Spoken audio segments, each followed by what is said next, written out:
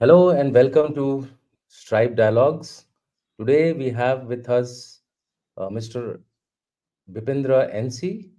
He is a well-known, renowned defense and aerospecialist journalist, management professional, law practitioner,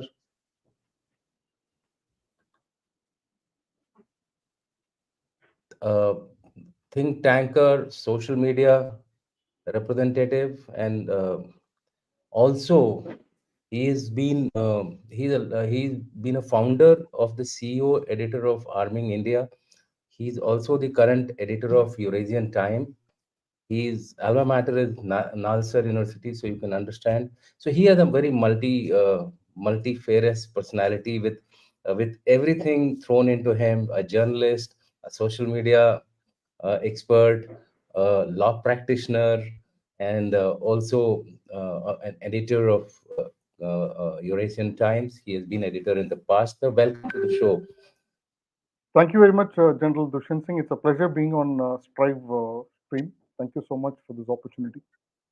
So before we go ahead with today's discussion, I was thinking of giving a brief overview as to why we are doing this discussion. 2+2 meet has been a format which is kind of a unique format which India started off with Japan, and then it has enrolled many other countries into it, including the US. And this was the fifth meet between India and the US. And also, there are two ministers from either side in this particular thing: the external affairs minister from India, and you have the secretary of state from the US or any other country equivalent. And then you have the defense minister from either side, and from the other side, it is secretary of defense. So we had Austin Lloyd and Blinken from America, and we had S. Jayashankar and Mr. Rajnath Singh from the Indian side. The meeting per se had set forth to basically take a progress of what all has happened, what all has been agreed to in the previous four meetings, what has been the ground situation, and then take steps to corrective steps or further steps to enhance the partnership between the two countries. Thereafter, it also took a view on the shared priorities of augmenting cooperation in the multilateral forums. I'm referring to Quad and I2U2. Yeah. Basically, Indo-Pacific was the major issue on which this thing was set forth, and they were also supposed to hold individually the defense delegations of the two sides, and the foreign delegations of the two sides were also supposed to meet individually. Two things: I did a program before the meeting started, and I had said that there are two three peculiar things this time. Firstly, is the timing of the meeting. The timing of the meeting was such that a lot of geopolitical events are taking place, and India is in the eye of the storm of number of them. For example, the Indo-Canadian spat and the Five Eyes controversy linked to that. Uh, Western and the deep state sponsored anti-Bharat campaign, which is going on.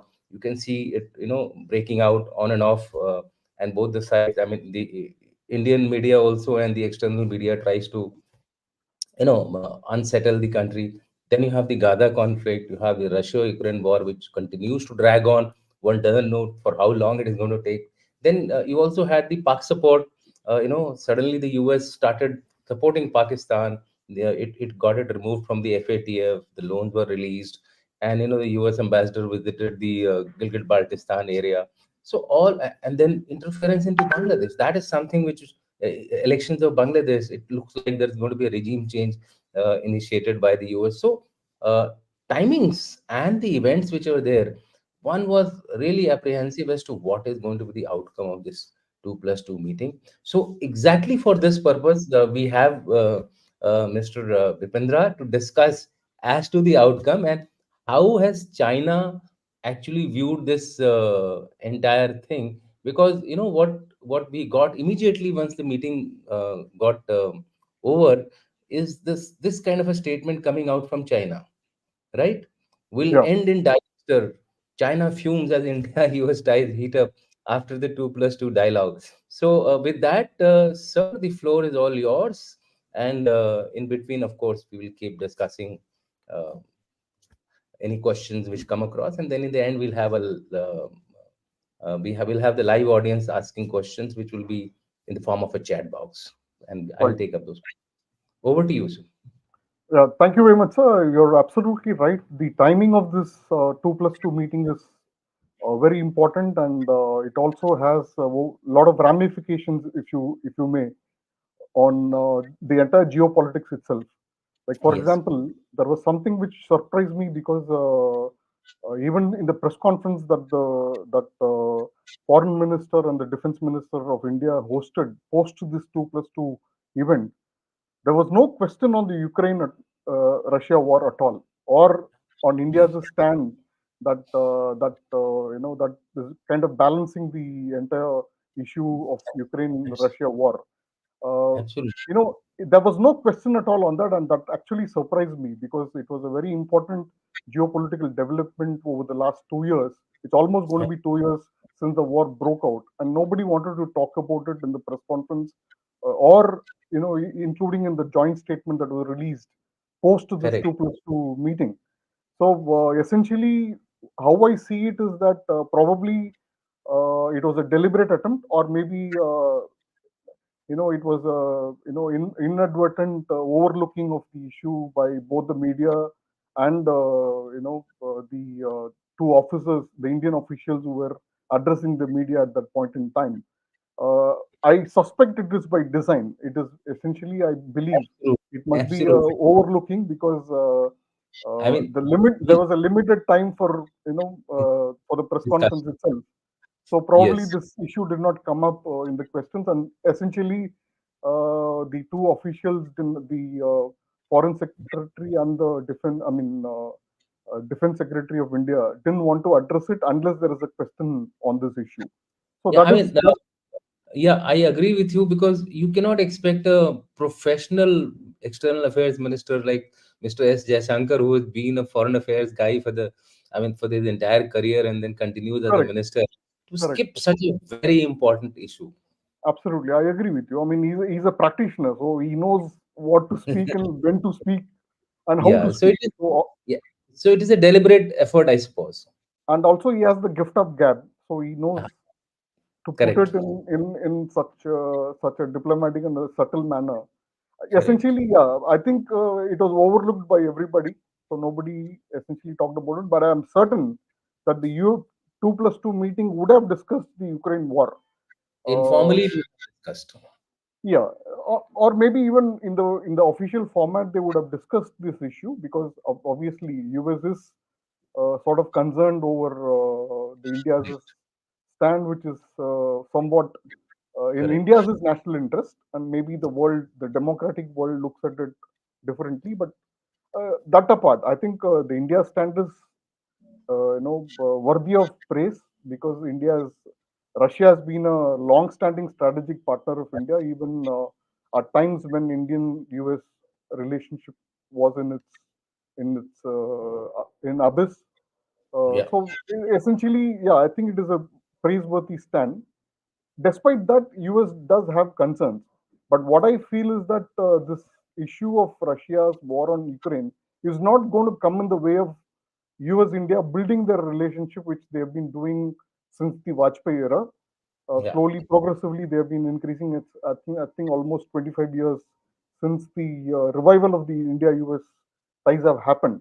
And over the last 25 years, if you see, there has been a vast improvement in the manner, in the language that the two sides speak with each other and about each other in both international fora and in Yeah. bilateral meeting settings.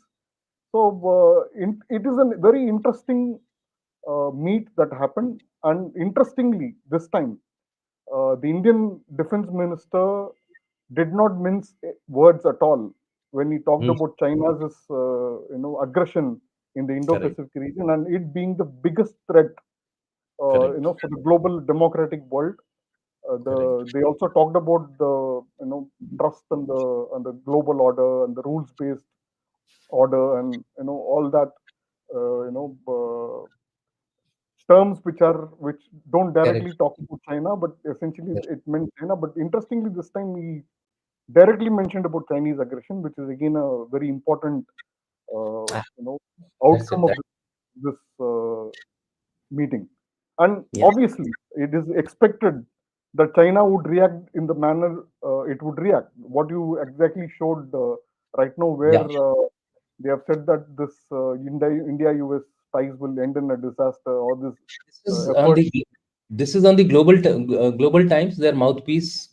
Yes, Uh, in Global Times was the one which vociferously, correct. does propaganda against India frequently. Even during the G20 summit, if you see, Yeah, Global it Times has has been, putting out a lot of articles thrashing India, been. criticizing India, and also essentially, stating that India doesn't have the capability to become a leader of the Correct. of the democratic world that it is Or venturing global into. south for that matter. Correct, or the global south for that matter. And they also questioned the theme of the G20, Vasudhaiva Kudumbakam theme. The Correct. world is one family theme, saying that this is, I mean, absurd reasoning was given for Yeah. that objection, saying that it's not part of the Sanskrit is not part of the UN approved languages. I mean, for the sake of argument, they were giving arguments of Absolutely, they fully, Global fully Times. correct, fully realizing that G20 was a tremendous success. In fact, in this 2+2 meet, the American side has praised India for the fantastic For way, the the success way. of the G20 leadership presidency of India. And of course, the Correct, entire world, the entire correct, G20, which is now almost touching 100 nations, almost correct. everybody. And it was a master stroke in the sense that you got the African Union as a member of G20 The at the entire initiative African. of India. Exactly. They Correct, again global south correct, representation there. So correct. it's been a master stroke as far as the presidency of G20 of India is concerned. And also, what I really liked about the G20 presidency of India this time is that unlike any other time, there was Hmm. this huge effort by the Indian government to reach out to the people. I Okay. don't think the common man would have ever heard about G20 on a regular basis until say 2023, when Hmm. India took over presidency, and it became a people's movement sort of a thing. Jan Okay. Bhagidari, Jan Bhagidari, people's participation, Yeah, yeah. That which is an initiative of the Prime Minister Narendra Modi himself, which correct, is the turning point, I believe, in G20. Probably he has set high benchmarks. It is going to be yes, very difficult for the future presidencies of G20 to match it. I think that correct, way it's a major achievement for India in terms of G20 itself. So just to cover up that. So let's talk correct. about the Chinese reaction to this 2+2 thing. Yeah, yeah, If yeah, you look at the language that has been yeah. used, first thing Correct, is they are blaming the US correct, for trying to bring India into its circle of influence, and correct, also trying to bring it into its own vortex of allies. correct, That is one of the themes that is running in the Global Times article. They are correct, not blaming India for it; they are blaming US for this, and also stating that it will be a huge problem for India if it falls for the tactics of the US. So this is one interesting language that we see in the Global Times. The second one is they are now also talking about India as an equal. Till recently, even during this G20 thing, they did not yes, look at India as an equal. Now, surprisingly, they are talking of India as an equal, and that must be a peaceful resolution of all our differences. India correct, and China should mend their relationship and all that. So, if yes, China really wanted it, then I believe the 2020 Ladakh aggression would not have happened. correct, They wouldn't continue to claim Ladakh and Arunachal Pradesh as their own, and they will make a lot of amends in terms of their influence operations within India. They will stop those influence operations, and they will not correct, be funding publications like the Hindu or the Newsclick or thing to do propaganda against India, correct. or And they not issuing maps like including Arunachal Pradesh as part exactly of. exactly No, cartographic lawfare they wouldn't correct, indulge in. correct, You know, where they show parts of Indian territory as their own. Not just Hmm. India. This time it's been a disaster for them, where they even claimed territories which were on settled borders Correct. with other countries, including Russia. Yes, In the today's geopolitics, if you see, Russia is probably the closest ally that China can claim to absolutely. build, Yeah, after and they were. Pakistan, North Korea, after Pakistan and North Korea, you can say that Russia is the closest I agree with there. you, but Pakistan and North Korea are insignificant in They are terms of their capabilities and their size. correct. Even in the strategic, advantage that they provide to China. It is essentially Russia which provides the heft to China in its geopolitics. So that is where Correct. I say, and they were provoking and pricking the Russians on the border front also by this cartographic warfare. Yeah, I I think know. it borders on stupidity actually. So, but Yes, yes, yes. essentially, that is what The they have done with this cartographic warfare. So, correct. so yeah. So we were talking about the Chinese language in this article in Global That's a Times. significant change. Yeah, that's been a significant change. I'm actually trying to analyze why this change has happened. I'm yet to kind of put my finger on a particular aspect why this change has happened. What is China looking at, which is a disadvantage to it? Because this US-India relationship, growing relationship, is not a new thing. It's been happening for a while. The Quad has been formed in the Indo-Pacific, and the Quad, though Quad essentially states that it is not a military alliance against anybody in particular, it is quite obvious that the Quad is a instrument that these four democratic nations wants to use: US, Australia, Japan, and India wants to use against to contain China. It's a open secret. Let us agree on that point. But what is interesting about Quad is that now you see the maritime exercises, military exercises are happening under the the previously India US maritime exercises that were happening. Malabar exercises. Malabar exercises were happening Malabar exercises have been extended to all the four all the countries. four Quad countries. So it is an interesting development, and I think three iterations have happened already as far as Malabar as a The, multilateral exercise is concerned. the So recent one they held it off the in coast of Japan, Australia. Of the of the coast of coast, Australia. yeah, That yeah, that okay, is the latest one.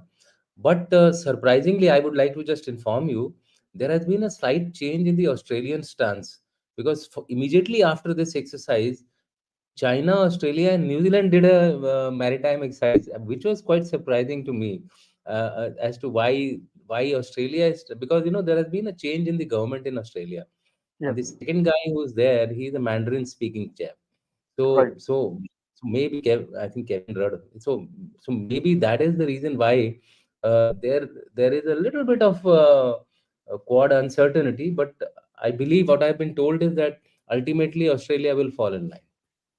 I think they will fall in line. I also agree with you on that point for the simple reason that if you look at what China has been trying to do around Yeah, Australian continent, they've been trying to establish their cases. influence on smaller island nations, Pacific island nations, and Solomon Absolutely. Island. All these islands have already fallen in line with Yeah, China as a diktats. So correct. it is being seen as a major threat to Australia itself. So, moreover, Hmm.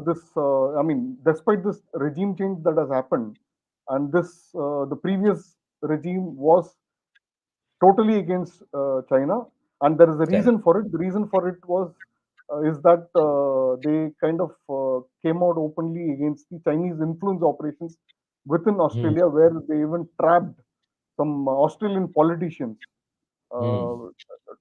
to be I mean, they trapped them by various weaknesses that they had, and they started doing propaganda work or towing the line of China again and again. So the previous regime came out openly on that front.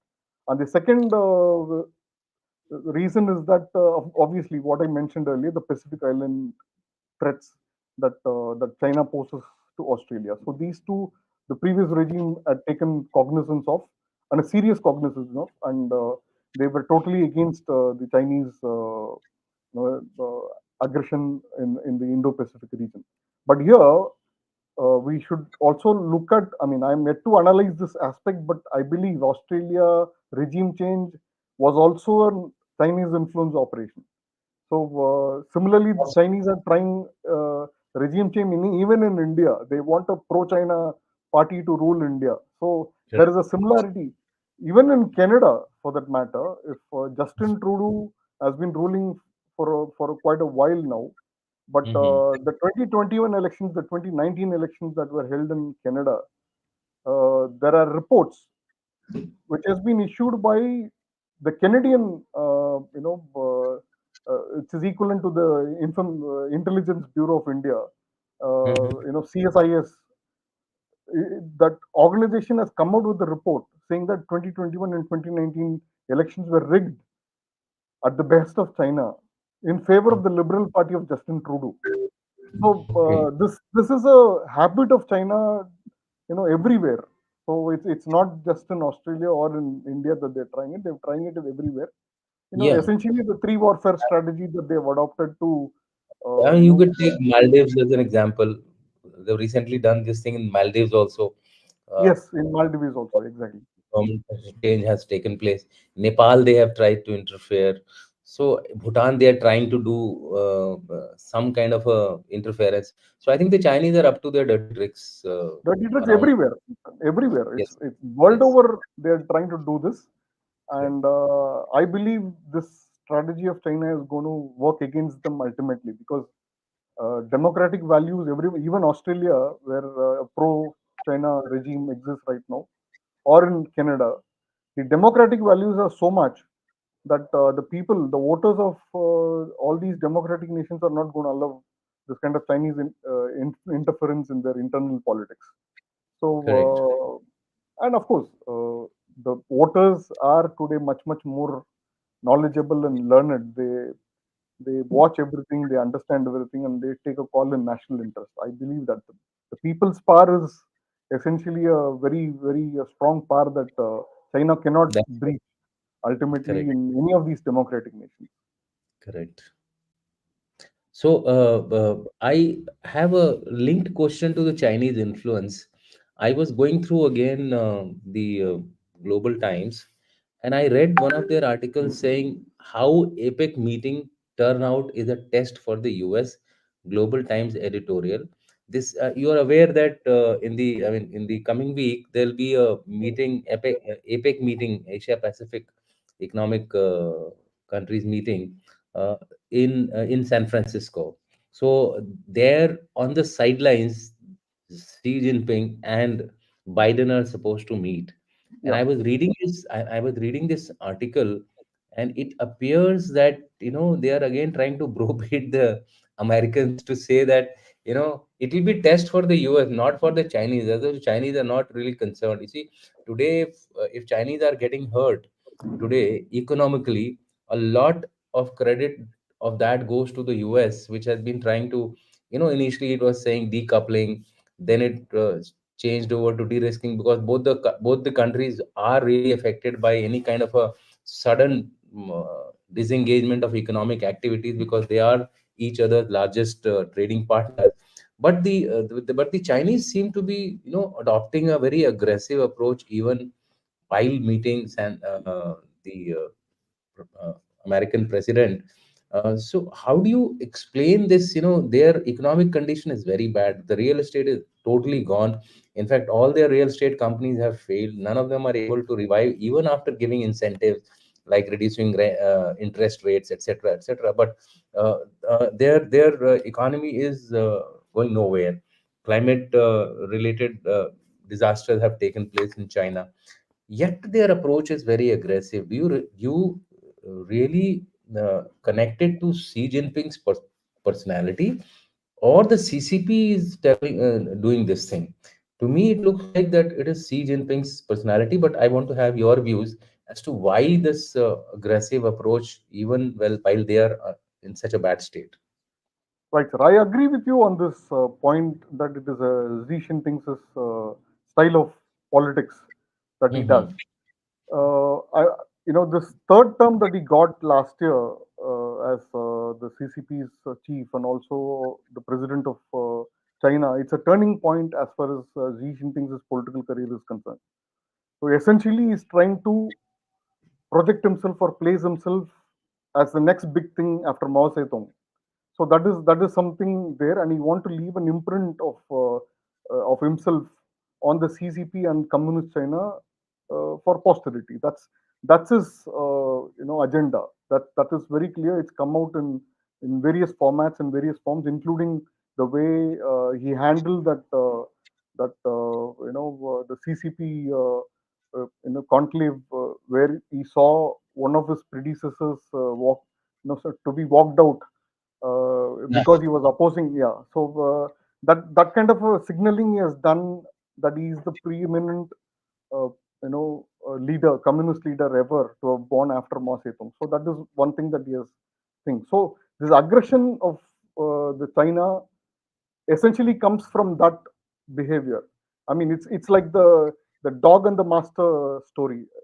If if the master is walking the dog and somewhere he displays fear, the dog correct. senses it, and the dog immediately also fears, and if he shows aggression, the dog also shows aggression. It's like it's a very similar master and the dog, his master's voice kind of a scenario here.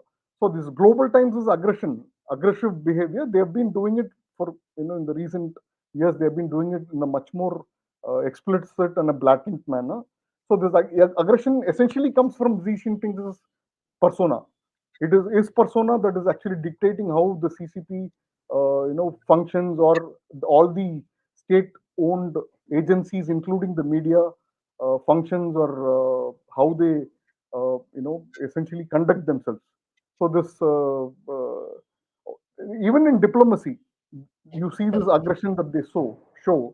The lone wolf warrior Yes. diplomacy that they adopt. So these are all essentially emanating from Xi Jinping's persona, his personality, and that is where I think he's a little bit foolish because of this, because the world doesn't work like that. I mean, you may be the most preeminent leader of your own communist China, but the world is not going to accept you uh, that easily. It's going to take a lot of task. It's going to take a lot of goodwill that you show before any nation, uh, you know, any leader becomes a big leader in any country. So the world recognizes only benign leaders. It doesn't recognize people who are, aggressive or Strong. so.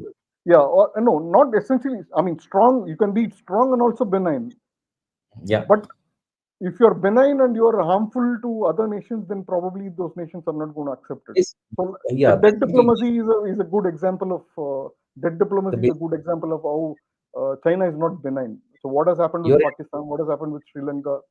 Several other your nations. correct. Your Yeah, intentions are very. Your intentions are what decides how you are going to be treated. In fact, they were suggesting in the article which I mentioned that US now can't afford even de-risking. Probably yeah, in the security arena, they will manage to do. They will try to do a de-risking, but it has to be half de-risking, not even full de. So from decoupling, it has come to de-risking, and from de-risking now they're saying half de-risking. I don't know what it means by half de-risking. Possibly what it means is that the critical technologies will be put yeah. under the ban See, and tariff and yeah, bans, and rest of the sector would be open to the Chinese today are in a dire need of economic injection into their economy. They don't have the middle class market. They don't have the I mean their external debt is also quite high. The amount which they owe, I mean, which others owe to them, that also is so large that correct. their returns are very poor. So Yeah, that is why probably against India also they are saying, because India has a very large market. Today I was reading one of the articles. It was saying over, I think, I mean, it's a article from the a Chinese daily only, which says India has a bumper sale on Diwali of some 1,000 crores or something like that. Some figures have been quoted. Yeah, What it means, they're watching our sales because they are getting affected. obviously. Last year when we had put a clamp on them, they had suffered a great loss because the Indians, I mean, they still managed to send their goods, but the loss was almost 50%. Now, Absolutely. I think the economy is somewhere trying to correct them in the right way to say that India, we deal with India now on equal terms. Fine, I think you have come to equal. After some time, you'll start looking at us as more Yeah. influential than you. I have another question related again to this thing, to the Chinese uh, impact on the 2+2 dialogue. But before that, uh, I found that the entire joint statement which I read through in detail, they have covered issues like Afghanistan, which is really, as of now, Afghanistan is not that high in the geopolitical. It is a cause of concern, but Afghanistan was put in the joint statement. But somehow on Indo-Canada relationship, there was a quiet. I mean, like you had the Russia-Ukraine relationship, there was a quiet. Do you have any through your journalistic connects? Do you have any information on the Indo-Canadian spat? Any outcome of the 2+2? I'm seeing the YouTube that people are saying that it was discussed and the Canada issue is being resolved, etc. But what's your information on that?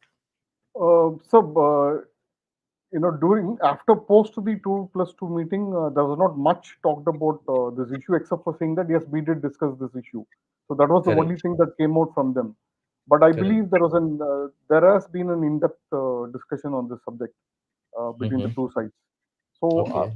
probably at this point in time, they don't want to reveal much on what they have discussed on this, because it is still quite sensitive. In fact, post the 2+2 dialogue meeting, Justin Mm-hmm. Trudeau has once again ranted against India in one of his. Yeah, that is why I'm a Yeah. little. So it will take a little while, but probably it is also quite possible that post Justin Trudeau's statement inside this Canadian Parliament, and Mhm. the muted support from all the Five Eye nations. So there has been not much progress on that front, though the customary statements are being made that India should cooperate, and it's a very mild statement from the Five Eyes nation. They're not Mhm. totally slamming India for anything of the credible allegations as Justin Trudeau put out. And probably India has also taken a very strong stand that Mhm. this is a humbug. This is not a credible information that Canada has. Yeah. And Yes. in fact, sir, I want to point out one thing here. I don't know if you Huh. came across this. There Yeah. was one Canadian, Chinese origin Mhm. Canadian national. His Mhm. name is Lao Deng. That's his name.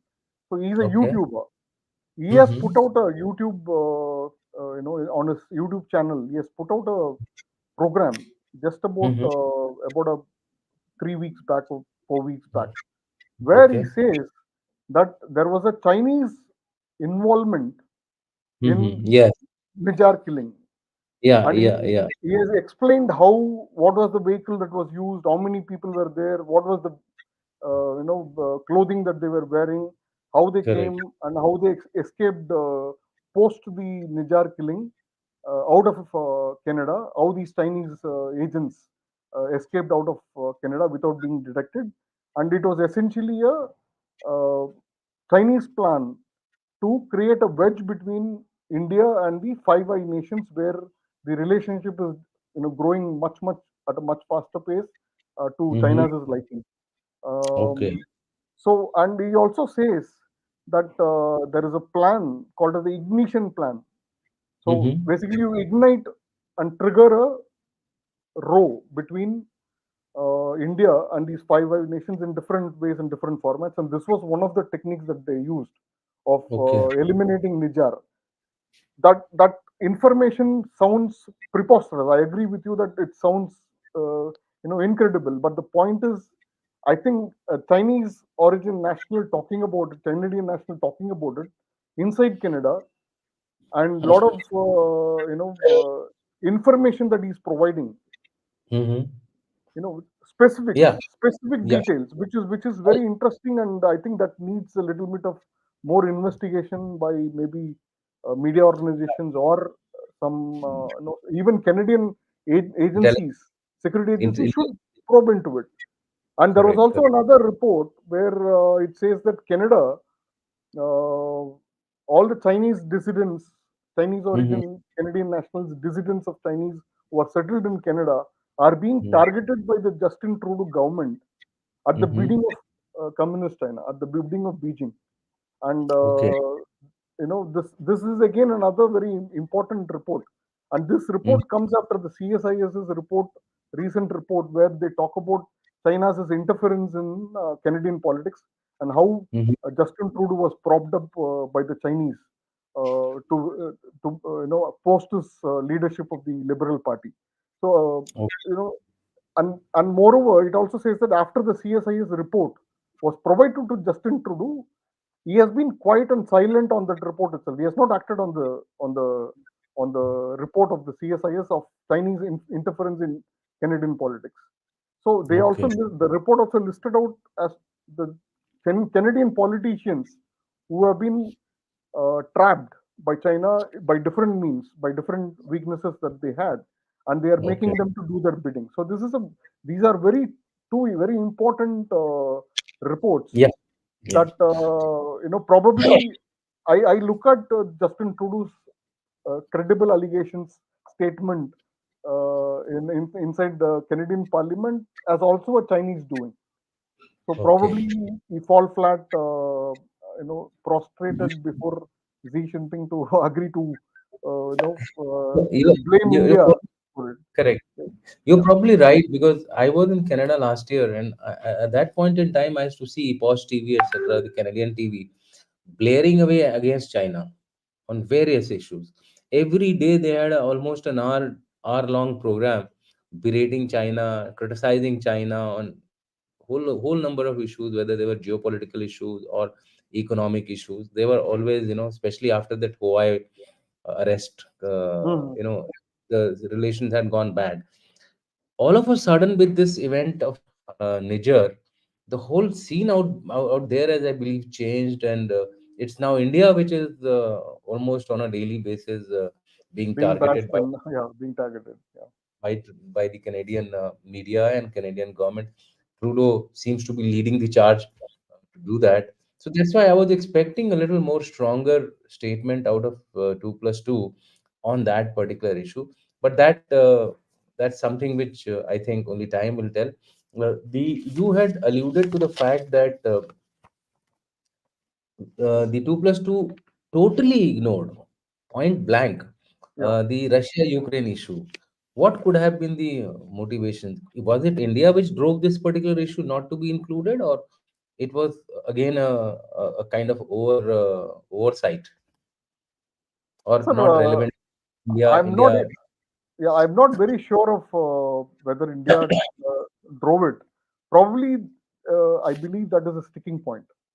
So Hmm. it's a Russia-Ukraine war is a sticking point between the two nations. Probably they would wanted to send out a very positive signal as an outcome of this particular meeting, and so they definitely discussed it in their Hmm. internal meeting, in their closed door meetings. They have discussed it, but Hmm. essentially they want to keep it out because that comes as a what is spoiler for the entire positivity that the statement brings out, Yeah.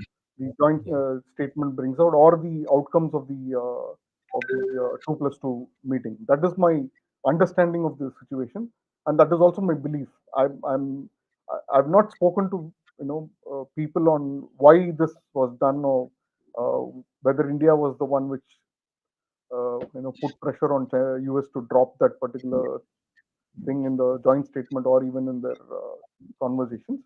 But essentially, this is what I believe. This is what I understand or assess from this 2+2 ignoring the uh, Russia-Ukraine war.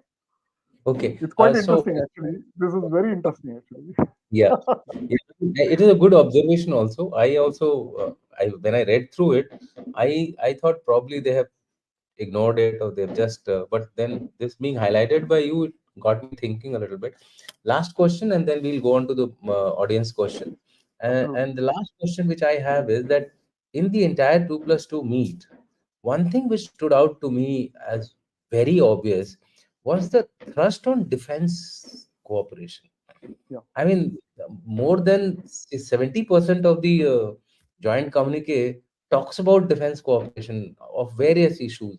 Although, I mean, there have been matters which have been discussed between the two. But so how do you explain this? Because if we are going to have such a strong defense cooperation, especially related to our nuclear supplier group, etc., all those things, there are a number of issues involved. Comcasa agreement is also there.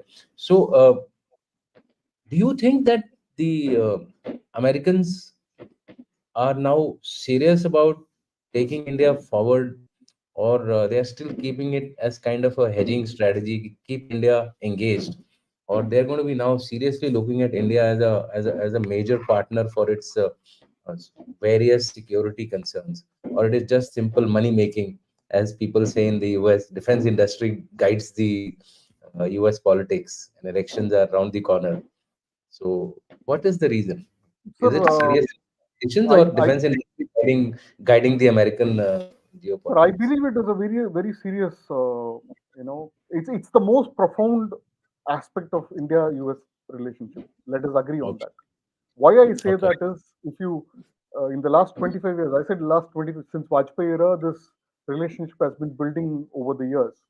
So, and if you look at the relationship, what has been defining this relationship is the defense ties that the two nations have started working on and progressing, very significantly in the last 25 years. And it all started with Vajpayee era, and then Mhm. progressed to the Manmohan Singh era. And we had this, of course, nuclear is a strategic level deal. The nuclear deal Mhm. happened in 2008, Yeah.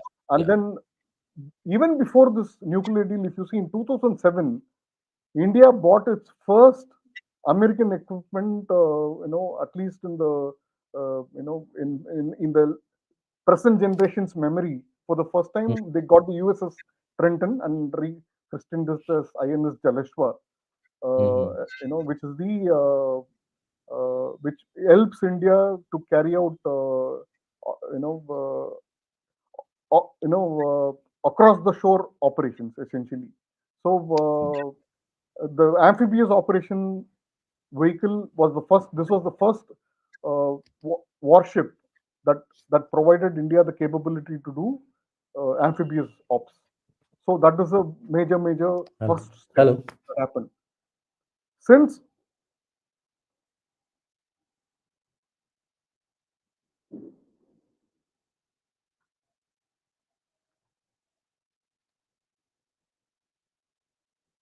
hello, Sorry, I got cut.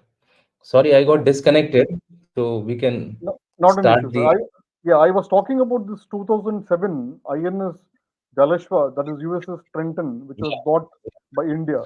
I think that is where Amphibious, you got disconnected.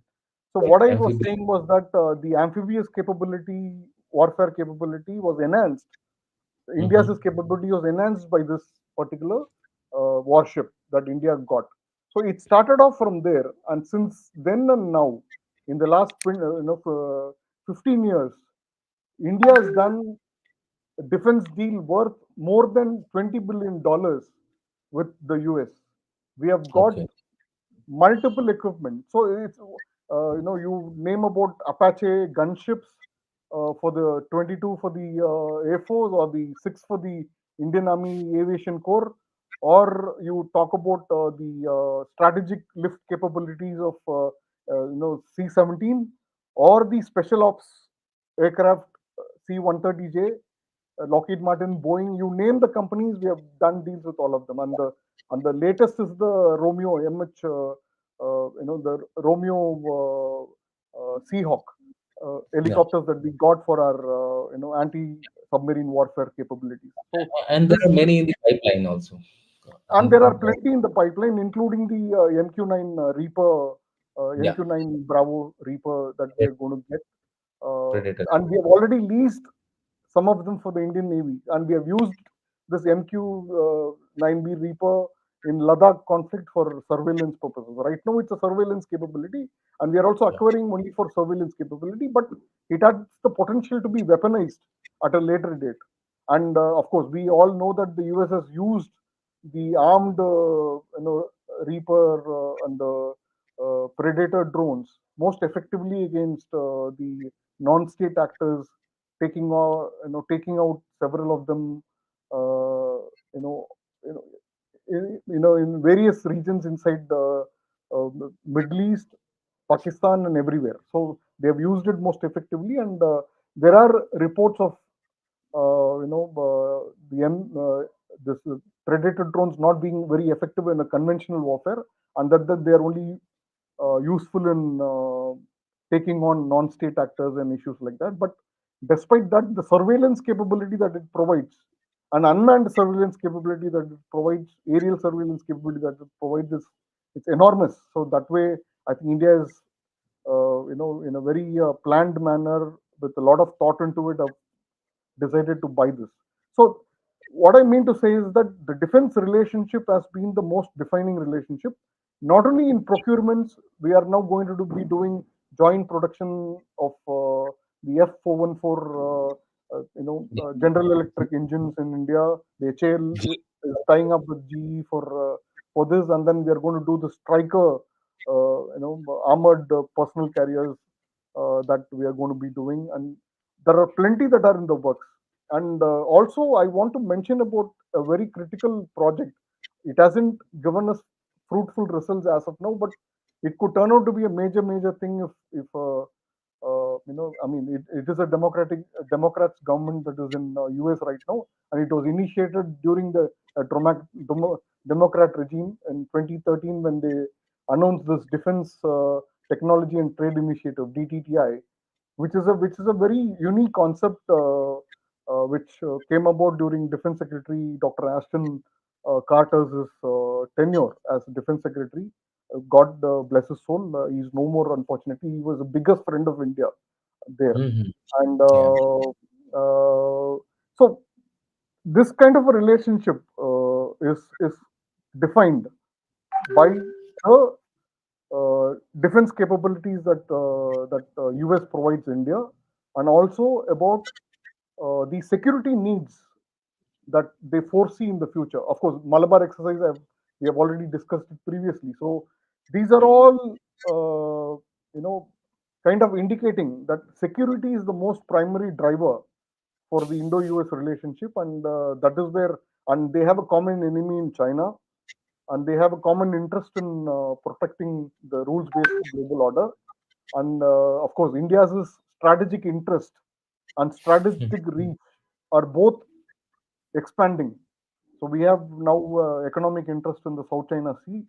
The Videsh ONGC is doing some oil exploration and Vietnamese waters and all that.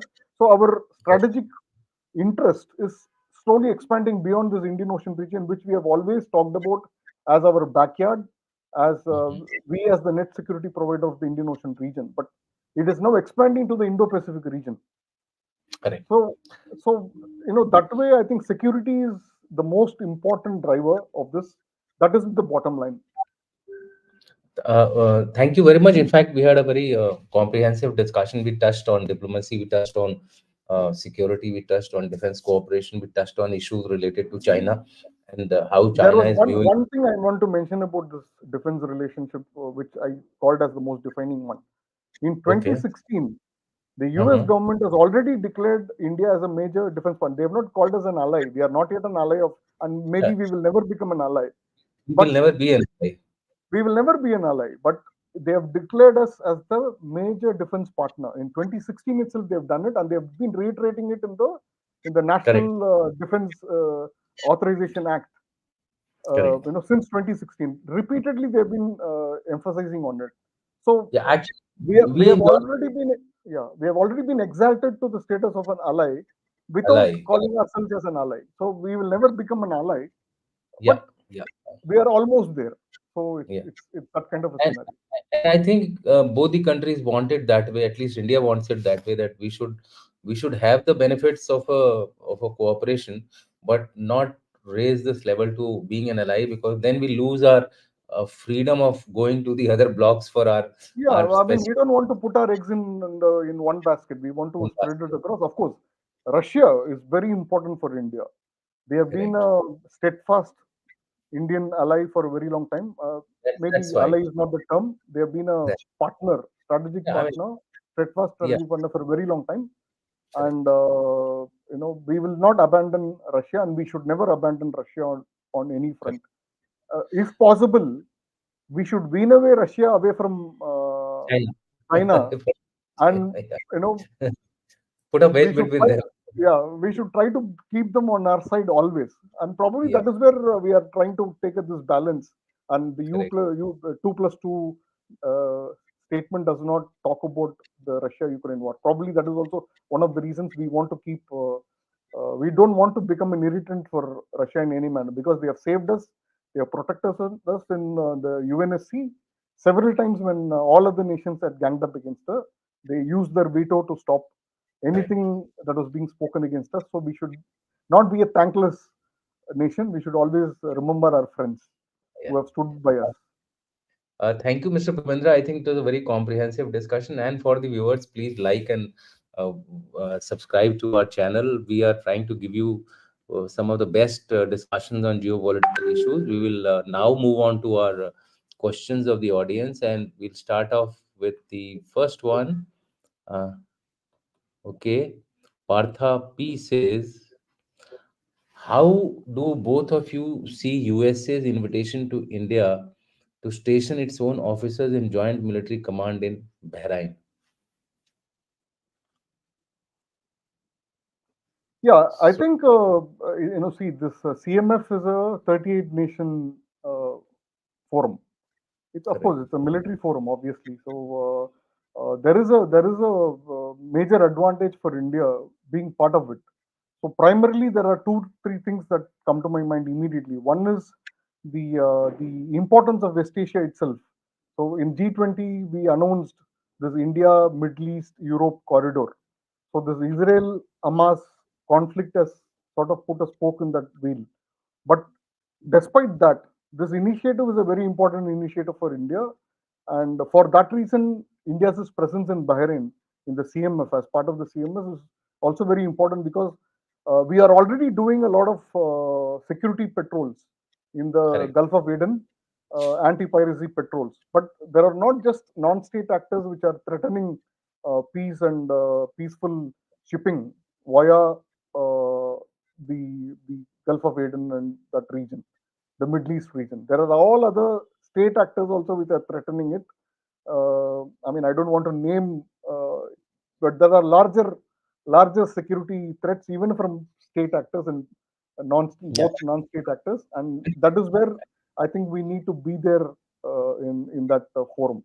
That is one. Number two, this also provides India with some of the best practices in multilateral military alliances and forums.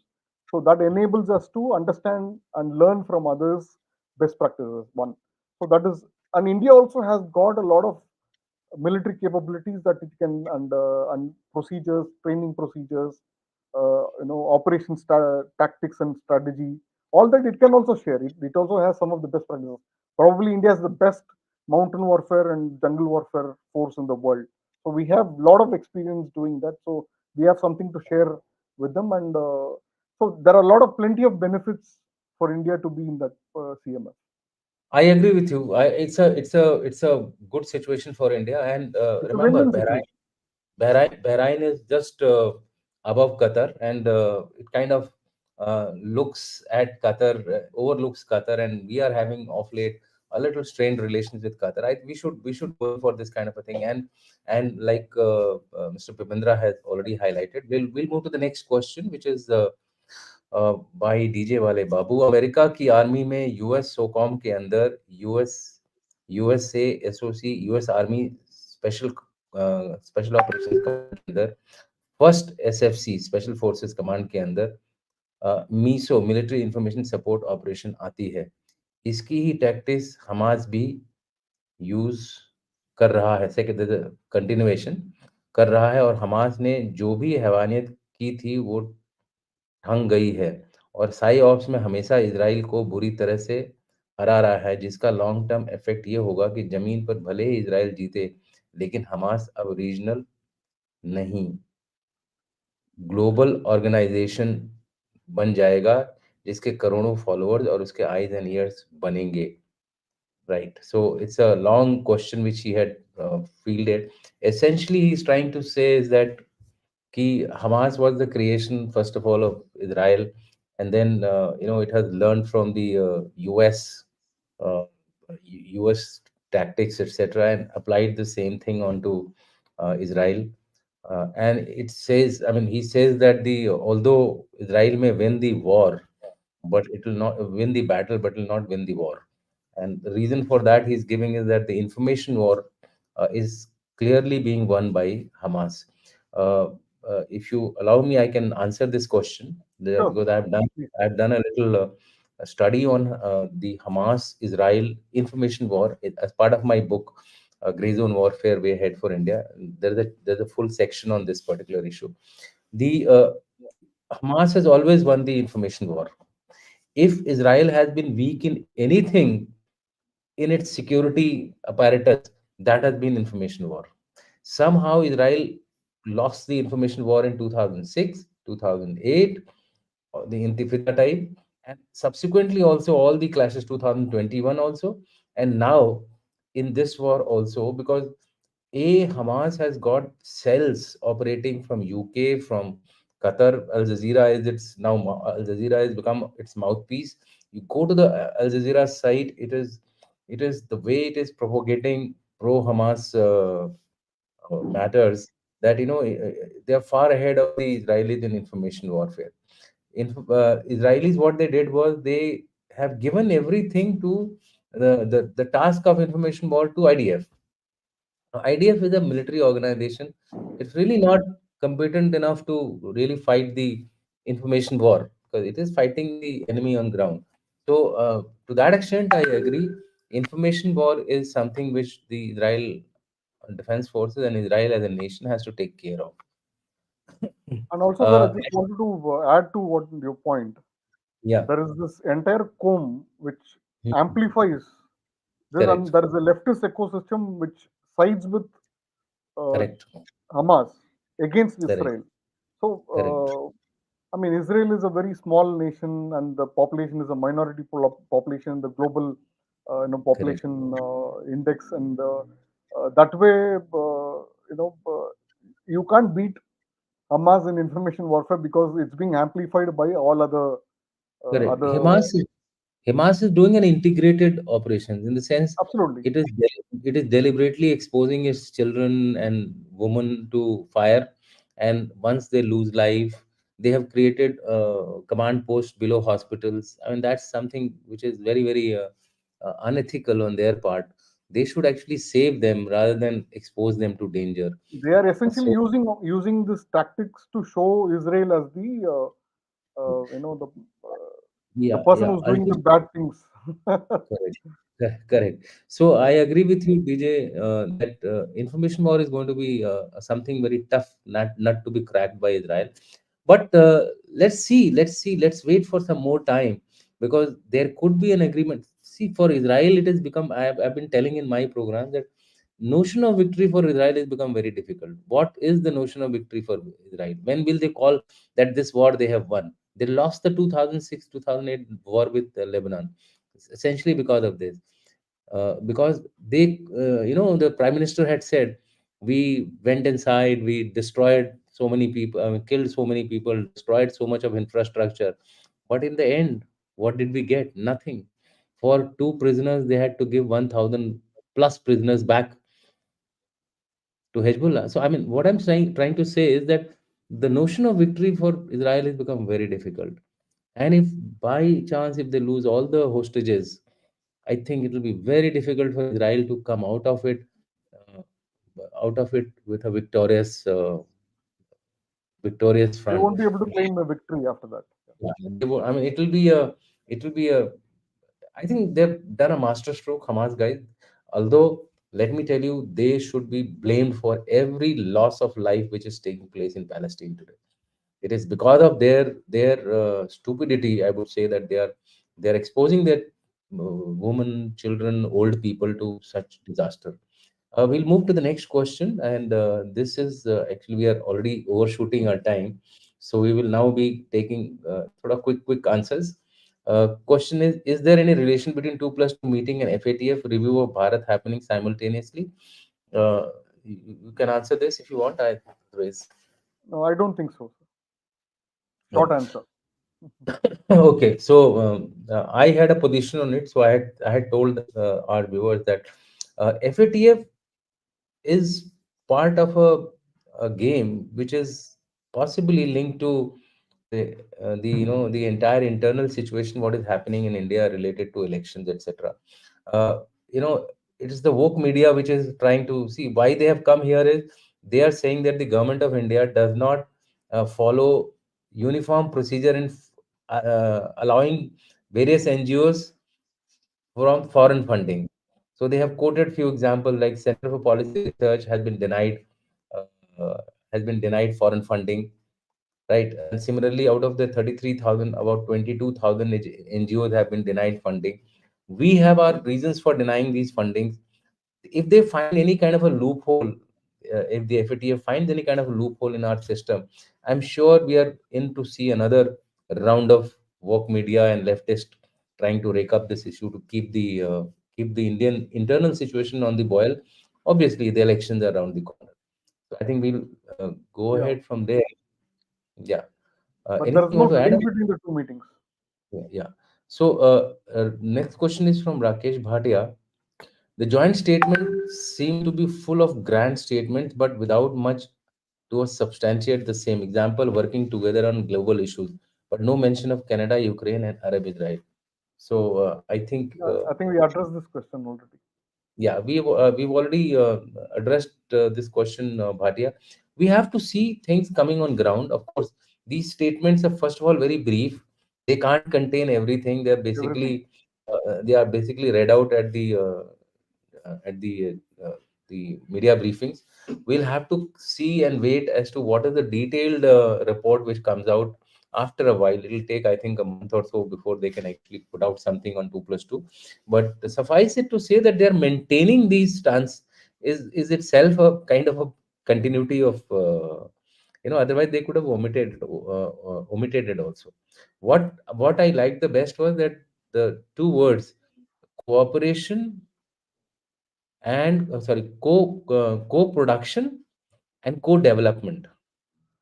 Cooperation in co-production and co-development, two are very major words. Co-production means existing equipment would be co-produced, and co-development means new equipment may come under this ambit of our 2+2 meet defense cooperation, which is something which we should wait for.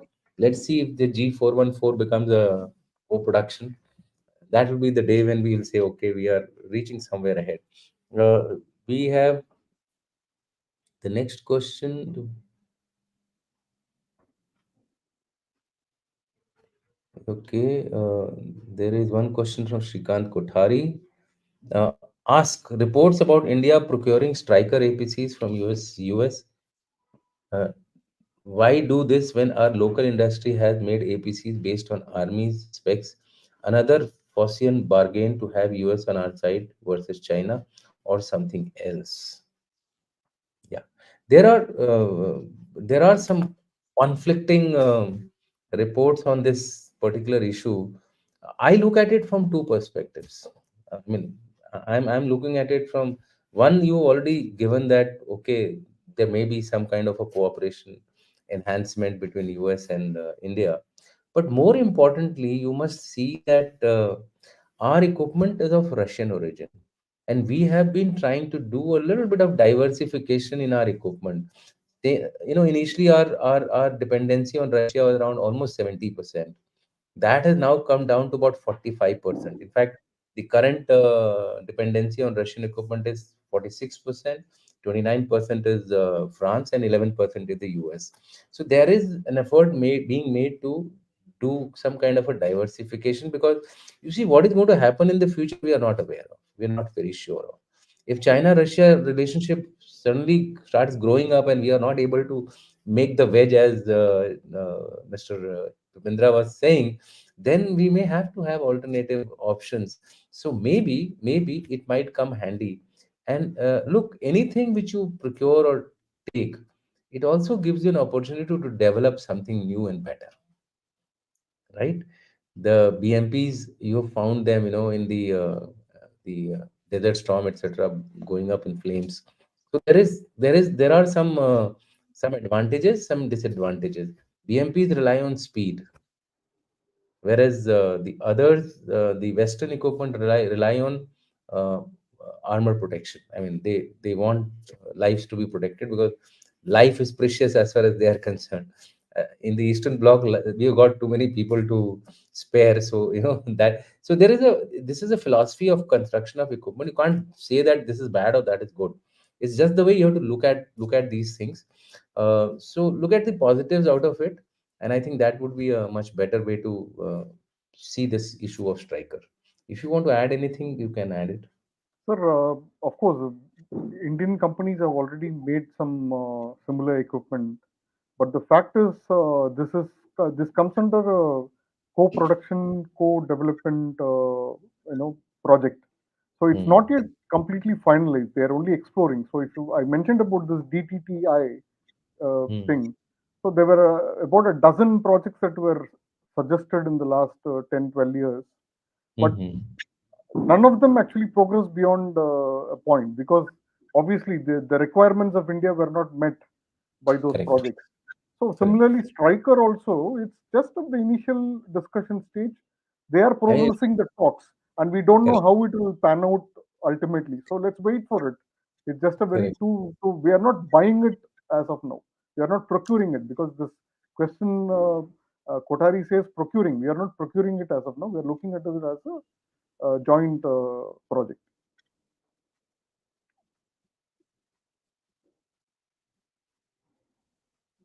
Okay, I think the we will call it an end. There are a lot of questions, but if I keep going, we'll take another half an hour to Probably we'll take one more question and end it, because Okay, that's good okay. justice If to you the want people who me, came and asked us. if you want me, I can take this question of Yeah. SN.